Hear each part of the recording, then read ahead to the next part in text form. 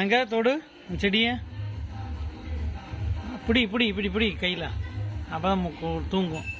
இந்தா தூங்கிருச்சா? இங்கே வேற செடி வேற இருந்தா இங்கே மேலே இருக்கு பாரு. இருந்தா இது இந்த மேலே எல்லோ கலரில் இருக்கு பாரு. அது இந்த இங்கே இருக்கு பாரு. இந்த அது ஏன் பட்டர்ஃப்ளை